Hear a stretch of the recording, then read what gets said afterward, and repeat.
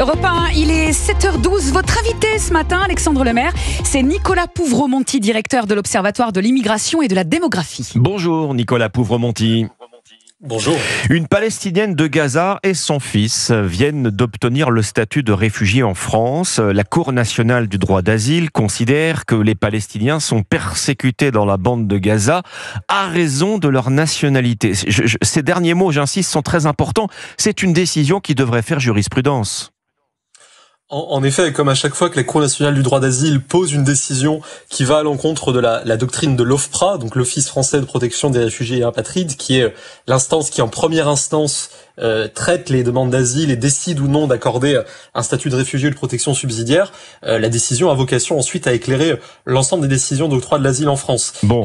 C'est un changement qui a des implications sur la façon dont les Palestiniens sont vus par le système d'asile français, mais qui ne concerne finalement qu'une part assez minoritaire de la population de Gaza, parce que déjà, avant cette décision, 80% de la population de Gaza était éligible au statut de réfugié en France, dans la mesure où elle était protégée par l'Office de secours des Nations Unies pour les réfugiés de Palestine. La doctrine était que la 80% de la population de Gaza qui était sous ce statut avait le droit au statut de réfugié, et les 20 autres pourcents étaient généralement aussi accueillis en France avec un statut un peu moins protecteur qui est celui de la protection subsidiaire. Oui, désormais, c'est l'ensemble de la population de Gaza qui a le droit au statut maximaliste. Bon, mais jurisprudence, ça veut dire en tout cas que cette décision, Nicolas Pouvremonti, ouvre la voie pour que d'autres demandes d'asile soient facilement, si ce n'est automatiquement, accordées à des Palestiniens de la bande de Gaza, ou ce n'est pas aussi simple ? Non, c'est aussi simple que ça en vérité. C'est-à-dire que le droit d'asile a de ça de très particulier qu'il est à la fois le canal d'immigration en plus forte croissance, le nombre de bénéficiaires de l'asile en France a triplé en 10 ans, celui qui correspond le moins aux capacités d'accueil ou aux besoins économiques, par exemple, de la société concernée, la société d'accueil s'entend, et aussi le canal sur lequel le politique a le moins de contrôle. C'est-à-dire que la décision d'octroi de l'asile, elle est régie en haut par des grands traités surplombants, ici la Convention de Genève de 51 qui fixe les critères pour octroyer le statut de réfugié, et en bas par des juridictions comme la CNDA qui choisissent librement d'interpréter cette convention. Donc c'est effectivement les implications peuvent être fortes. Jusqu'à présent, la demande d'asile palestinienne en France a été relativement faible. Oui. L'an dernier, on a compté un peu moins de 300 demandes d'asile de Palestiniens, mais il est possible que cette décision suscite un appel d'air. Bon, un appel d'air. Vous évoquiez il y a quelques instants la protection subsidiaire. C'est le régime qui s'applique, alors par défaut, je ne sais pas, mais en tout cas en l'absence de l'octroi du statut de réfugié. C'est un moins bien disant. C'est ça, c'est-à-dire qu'il y a le statut de réfugié qui correspond à ce qu'on appelle la protection conventionnelle, celle qui est directement issue de la Convention de Genève de 51, qui liste des critères assez limitatifs. Il faut que l'individu soit persécuté. Le terme des persécutions, on l'a dit, est important. Très important, oui. En raison d'un certain nombre de critères, ses positions politiques, son appartenance ethnique, religieuse ou nationale. Et donc la CNDA a estimé que les Palestiniens avaient les critères objectifs d'une nationalité, même s'ils n'ont pas d'État.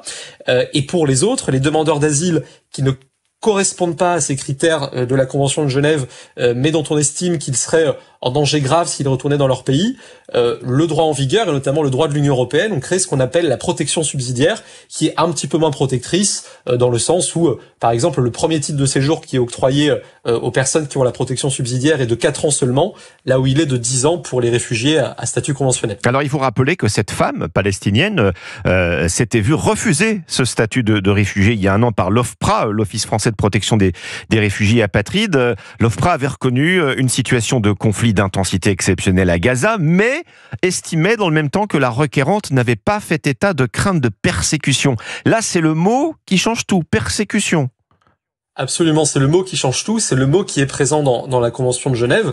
D'ores et déjà, tant avec la protection conventionnelle qu'avec la protection subsidiaire, les critères d'octroi de l'asile pour les Palestiniens comme pour les autres s'étaient élargis considérablement et continuent de s'élargir au cours des dernières années. C'est-à-dire que quand on pense au droit d'asile, on pense souvent à l'asile constitutionnel, celui qui est présent dans le préambule de la Constitution de 1946, qui dit que chaque étranger persécuté pour la cause de la liberté a le droit d'asile sur le territoire de la République. Donc on pense à Solzhenitsyn, on pense à d'autres, mais aujourd'hui le droit d'asile c'est infiniment plus large. C'est-à-dire que l'ensemble des femmes de certains pays sont éligibles collectivement à l'asile en France, l'ensemble des personnes homosexuelles où cette orientation issues de pays où cette orientation est réprimée sont éligibles à l'asile en France au regard de la jurisprudence. les esclaves et les anciens esclaves de Mauritanie, les albinos du Nigeria, on pourrait multiplier l'inventaire comme ça.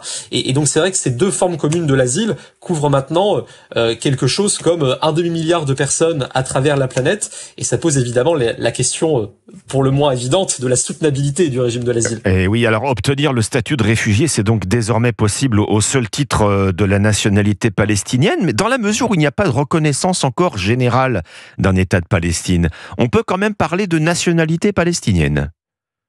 En effet, c'est-à-dire que la Cour a estimé que les Palestiniens possédaient les critères objectifs d'une nationalité. Donc, les critères objectifs, ça peut être une appartenance ethnique, culturelle, linguistique, commune. Ça peut aussi être un rapport commun à un autre État. En l'occurrence, c'est évidemment le rapport à l'État d'Israël. Et donc, cette question de la nationalité n'a pas forcément besoin d'être adossée à l'existence d'un État proprement dit. Et on sait que pour l'instant, il n'y a pas d'État palestinien.